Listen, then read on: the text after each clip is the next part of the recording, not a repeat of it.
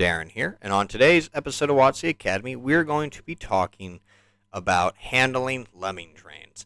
And to be more specific, how to handle the lemming train situation that is happening on your team.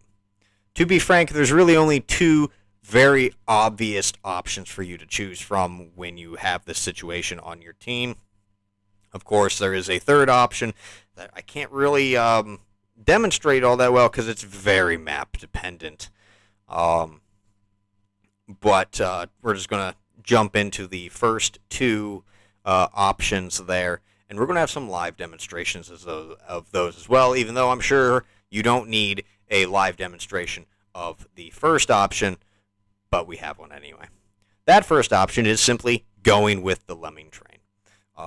It's the safest option. If you are a very, very new player, by all means, go with the lemming train. Safety in numbers. You can try and contribute when you can, and you're not going to just get farmed and soul focused by, if you went the other direction.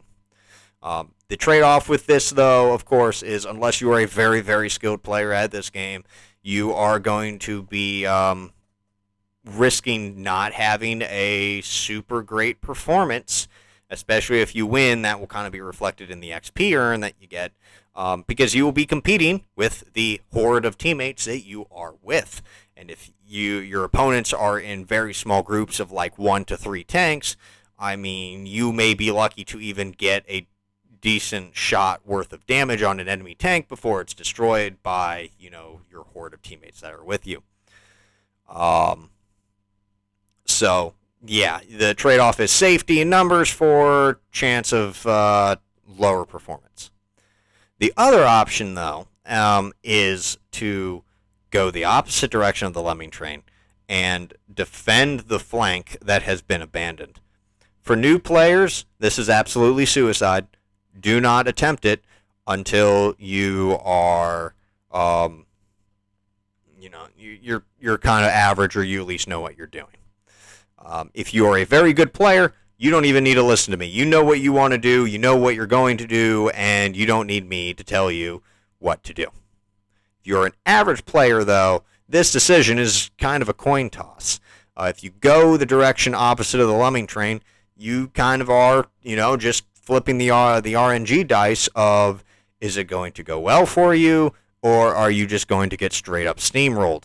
So it's kind of a decision you have to make on the fly. However, the trade-off, though, is if you do know what you're doing, or you are just, your opponents are not, a massive horde lemming train like that your team did, there is a good chance, though, that you may have a very, very good performance, but the cost is a significant risk of getting destroyed in the battle. So anyway, like I said, we're going to jump into like some 4 or 5 minute little clips of these demonstrations. Yeah, without further ado, let's take a look. Alrighty, so jumping into the first option, we are simply going with the lemming train. Now, like I said, I'm sure many of you don't even need this demonstration, but if we have a demonstration for one, it kind of makes no sense to not have a demonstration for the other. So, because of that reasoning, I have included an option, a demonstration of going with the lemming train. I am in the Hori one, so it's not like I'm in a super OP medium tank thing. It's also a Japanese tank destroyer, so it's not something super like heavily armored and OP like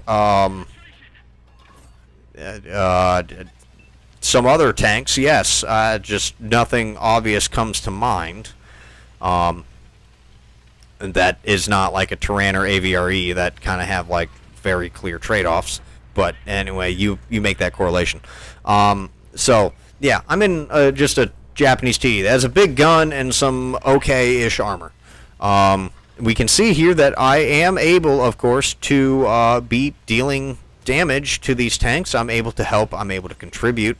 I'm not being outright focused because there are other tanks of opportunity here to deal the damage. I'm not going to be doing a blow-by-blow commentary because it's simply just supposed to show that, I'm able to contribute, and that I'm not going to be focus fired. I'm going to be able to stay alive, and I'm not going to be steamrolled because we got the numbers advantage on the enemy team, and I'm sure you can tell by the other map, by the mini map, that our teammates to the south of us actually are managing to kind of hold their own against an unknown number of tanks.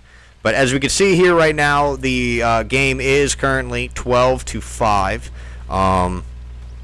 And we're very obviously winning because it's a giant Lemming train, and we had enough support on this flank from some other angles that allowed us to kind of just get some good positions and push up on the enemy team. And as we can see currently, my damage is not like super insane at all. It is like 1,689. I'm going to get a couple more shots in this demonstration, and I'll probably just put me over 2,000, but it's nothing to, it's nothing to write home about. And that's kind of the trade-off I wanted to mention. It's like I will have safety and survival chances significantly increased at the cost of a performance, and in a game where we win, it's kind of a little bit of a letdown. But anyway, let's move on to the other demonstration.